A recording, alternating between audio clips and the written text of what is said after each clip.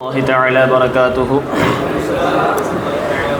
اسمه تعالى شأنه لا وصلة إلا أنت يا رسول الله الصلاة والسلام عليك يا رسول الله خذ بيدي قلة حيلتي أدركني يا شفيع المذنبين புகழனைத்தும் ஏகரியோனாகிய அல்லாஹின் மீதே உண்டாகட்டுமாக. மேலும் சலாத் என்னும் கருணையும் சலாம் என்னும் சாந்தியும் அன்னலம் பெருமானார் முத்து முஹம்மது ஸல்லல்லாஹு அலைஹி வஸல்லம் அன்னவர்கள் மீதும் அன்னாரை அடிச்சுவட்டை அப்படியே பின்பற்றி வாழ்ந்த சத்திய சஹாபாக்கள், தாபஈன்கள், தாபஈன்கள், நாதாக்கள், ஷுஹதாக்கள் மேலும் இங்கு அமர்ந்திருக்கும் நம்மவர்கள் அனைவரும் மீதும் உண்டாகட்டுமாக. ஆமீன். அல்லாஹு தஆலா தனது படைப்பினங்களை படைக்கின்ற விஷயத்தில் அல்லாஹு தஆலா இரண்டு வகையான கோணங்களை கையாண்டிருக்கின்றான். அல்லாஹு தஆலா எந்த ஒரு விஷயத்தை படைத்தாலும் அதற்கு எதிர்மறையான, அதற்கு நிகரான ஒரு ஜோடியான விஷயத்தை அல்லாஹு தஆலா படைத்து வைத்திருக்கின்றான். பகலுக்கு எதிர்மறையாக, பகலுக்கு எதிராக அல்லாஹு தஆலா இரவை படைத்து வைத்திருக்கின்றான். அதே போன்று ஒரு ஆணுக்கு எதிராக அல்லாஹு தஆலா பெண்ணை படைத்திருக்கின்றான். இது போன்ற அனைத்து படைப்பினையும் அல்லாஹு தஆலா படைத்து வைத்திருக்கின்றான். அதே போன்று அல்லாஹு தஆலா ஒரு மனிதனுடைய வாழ்க்கையில் அவனுக்கு நாடவிருக்கின்ற நலவான காரியங்களுக்கு பகரமாக அல்லாஹு தஆலா சோதனையான காரியங்களை அல்லாஹு தஆலா படைத்து வைத்திருக்கின்றான். இந்த சோதனையான காரியங்களை குறித்து அல்லாஹு தஆலா தனது திருமறையில் பல இடங்களில் அல்லாஹு தஆலா விவரித்து கூறியிருக்கின்றான்.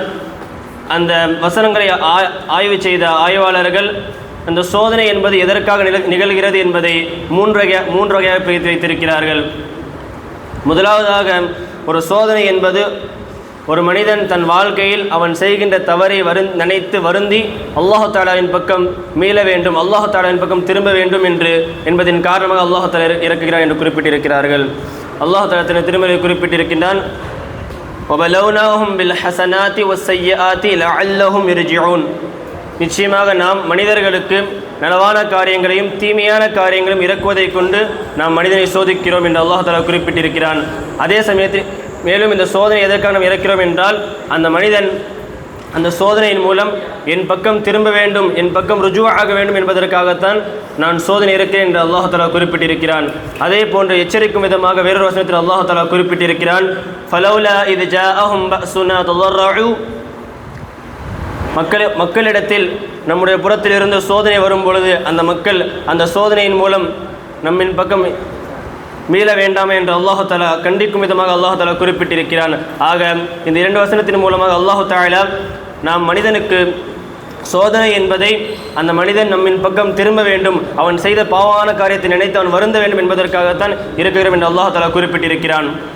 இரண்டாவதாக, அல்லாஹு தஆலா இந்த உலகத்தில் வாழ்ந்து கொண்டிருக்கின்ற அடியார்களில் எந்த அடியார் தன் மீது உண்மையாக தவக்குல் வைத்திருக்கிறார், தன்னை உண்மையாக ஈமான் கொண்டிருக்கிறார் என்பதையும், எவர் பொய்யராக தெரிந்து கொண்டிருக்கிறார், எவர் பொய்யான முறையில் தன் மீது ஈமான் கொண்டார் என்று நாவால் சொல்கிறார் என்று அல்லாஹு தஆலா பிரித்து காட்டுவதற்காக, வேறுபடுத்துவதற்காக வேண்டி அல்லாஹு தஆலா சோதனை இருக்கிறார் என்று குறிப்பிட்டிருக்கிறார்கள். அஹஸிபன் நாஸு அன் யுத்ரகு அன் யகூலு ஆமன்னா வஹும் லா யுஃப்தனூன். அல்லாஹு தஆலா தனது திருமறையில் மக்களை பார்த்து கேட்கிறான், மக்கள் என்ன அவர்கள் வெறுமனே நாவால் ஆமன்னா என்று கூறுவதன் மூலமாக, நாங்கள் அல்லாஹு தஆலாவை ஈமான் கொண்டு விட்டோம் என்று நாவால் கூறுவதன் மூலமாக அவர்களை அல்லாஹு தஆலா சோதிக்க மாட்டேன் என்று எண்ணிக்கொண்டார்களா என்று கேட்டுவிட்டு அதை தொடர்ந்து அல்லாஹு தஆலா கேட்கிறான், நிச்சயமாக நாம் ஒரு மனிதனை அவன் உண்மையாகவே அல்லாஹு தஆலாவை ஈமான் கொள்கிறானா அல்லது பொய்யாக நாவால் மட்டும் ஈமான் கொள்கிறான் என்பதை பரீட்சிப்பதற்காகத்தான் நாம் மனிதனை சோதிக்க வேண்டும் அல்லாஹு தஆலா குறிப்பிட்டிருக்கிறான். ஆக பொய்யான முறையில் இந்த உலகத்தில் மனிதர்கள் ஈமான் கொண்டிருக்கிறார்களே, அவர்களை விட்டும் யார் உண்மையான முறையில் அல்லாஹை நாவால் மட்டுமல்லாமல் கல்பாலும் யார் ஈமான் கொண்டிருக்கிறார் என்பதை பிரித்து காட்டுவதற்காகத்தான் நாம் சோதனை இருக்கும் என்று அல்லாஹ் தஆலா குறிப்பிட்டிருக்கிறான். ஹிஜ்ரத்தின் சமயத்தில் நாயகம் ஸல்லல்லாஹு அலைஹி வஸல்லம் அவர்கள் ஹிஜ்ரத் சென்று சில நாட்களுக்கு பிறகு சுஹைப் இப்னு சினான் ரூமி ரலியல்லாஹு அன்ஹு அவர்கள் ஹிஜ்ரத்தை தன்னந்தனியாக மேற்கொண்டார்கள்.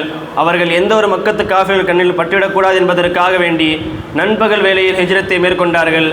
எனினும் அவர்கள் மக்காவுடைய எல்லையில் சென்றடையும் பொழுது சில மக்கத்து வாலிப காஃபிர்கள் அவர்களை வழிமறித்து பிடித்து கொண்டார்கள்.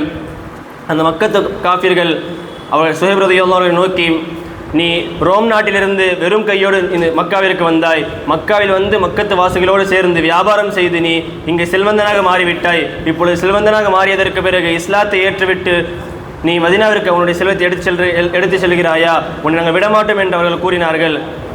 அவருடைய பேச்சின் கருத்தை புரிந்து கொண்ட சுஹைப் ரலியல்லாஹு அன்ஹு அவர்கள், உங்களுக்கு என்னுடைய செல்வம் தானே வேண்டும், நான் என்னுடைய செல்வங்களை இன்ன இடத்தில் நான் வைத்திருக்கிறேன், நான் புதைத்து இருக்கிறேன் என்று குறிப்பிட்டுவிட்டு அவர்கள் அவருடைய கையை உதறிவிட்டு அங்கிருந்து தப்பித்து சென்று விட்டார்கள்.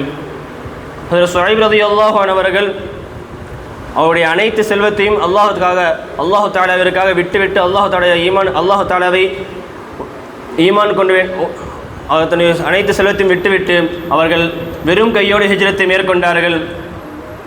அல்லாஹு தஆலா அவர்களுக்கு ஏற்படுத்திய இந்த சோதனையில் அவர்கள் முழுமையாக அல்லாஹு தஆலா மீது தவக்குல் வைத்து அவர்கள் வெறும் கையோடு ஹிஜ்ரத்தை மேற்கொண்டதின் காரணமாக அவர்களை குறித்து பாராட்டும் விதமாக அல்லாஹு தஆலா தனது திருமறையில் வசனத்தை இறக்கி வைத்திருக்கிறான்.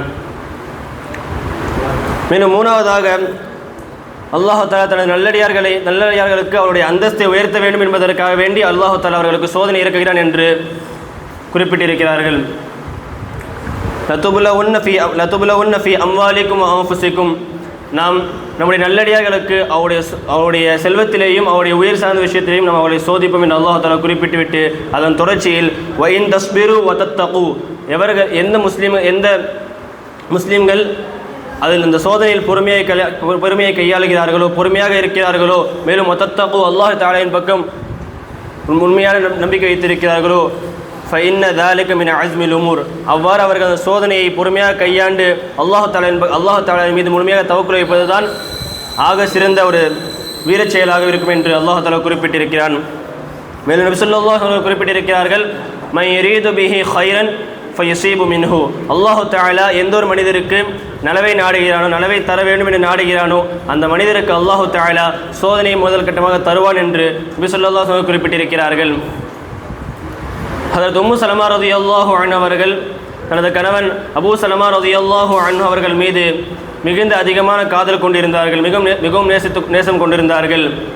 எனினும் அல்லாஹ் தஆலா அவர்களை சோதிக்கும் விதமாக அவருடைய கணவனை அவர்களிடத்திலிருந்து பறித்து கொண்டான்.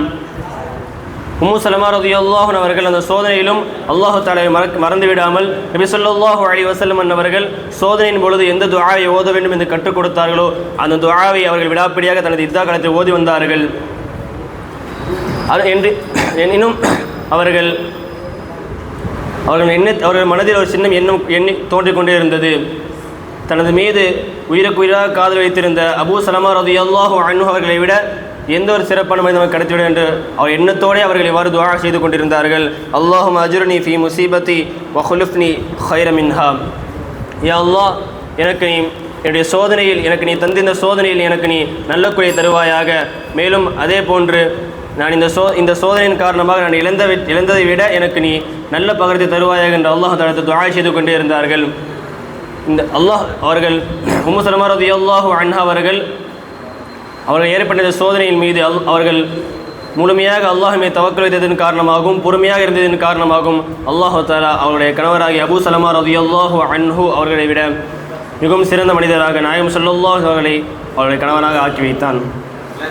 எனவே நம்மால் முடிந்த அளவிற்கு நாம் ஏற்படுகின்ற சோதனையின் மீது நாம் அல்லாஹ் தஆலா மீது முழுமையான தவக்குல் வைத்து பொறுமையாக இருக்க வேண்டும். நாயகம் ஸல்லல்லாஹு அலைஹி வஸல்லம் அவர்களிடத்தில் ஒரு சஹாபி அவர்கள் கேட்டார்கள், இந்த உலகத்தில் வாழ்ந்த மனிதர்களிலே எந்த மனிதருக்கு அதிகமான சோதனை ஏற்படுத்தப்பட்டது என்று கேட்டார்கள். நபி ஸல்லல்லாஹு அலைஹி வஸல்லம் கூறினார்கள், இந்த உலகத்தில் வாழ்ந்த மனிதர்களிலேயே நபிமார்களுக்கு மட்டும்தான் அதிகமான சோதனை ஏற்பட்டது என்று குறிப்பிட்டார்கள். நபிமார்களையும் குறிப்பாக நாயகம் ஸல்லல்லாஹு அலைஹி வஸல்லம் அவர்களுக்கு தான் இந்த உலகத்தில் அவர்கள் வாழும் காலத்தில் அதிகமான சோதனை ஏற்பட்டது. ஹிஜ்ரி 6ஆம் ஆண்டில் உம்ராவை நாடி சென்ற நபி ஸல்லல்லாஹு அலைஹி வஸல்லம் அன்னவர்களையும் அவரோடு பின்பற்றி வந்த சஹாபாக்களையும் மக்கத்து காஃபிர்கள் மக்காவுடைய எல்லையிலேயே வழிமறித்துவிட்டு அவர்களை உம்ரா செய்யவிடாமல் தடுத்து விட்டார்கள். இந்த சோதனையான நிலைமையிலையும் நபி ஸல்லல்லாஹு அலைஹி வஸல்லம் சொன்னவர்கள் சஹாபாக்களுக்கு நீங்கள் பொறுமையாக இருங்கள், நீங்கள் இங்கேயே ஹலக்கு செய்துவிட்டு திரும்பிவிடுங்கள் என்று நபிகள் அவர்களுக்கு உத்தரவிட்டார்கள். இதை பார்க்கும் பொழுது வெளிப்படையாக பார்த்தால் இது மிகப்பெரிய ஒரு சோதனையாகும், மேலும் ஒரு தோல்வியாக தெரிந்தாலும் இந்த ஹுதைஃபியா உடன்படிக்கையின் மூலமாகத்தான் அல்லாஹு தஆலா இன்றைய உலகத்தில் இஸ்லாம் பரவுவதற்கு ஒரு முக்கிய காரணமாக இந்த ஹுதைஃபியா உடன்படிக்கை அல்லாஹ் தஆலா ஆக்கி வைத்திருக்கின்றான்.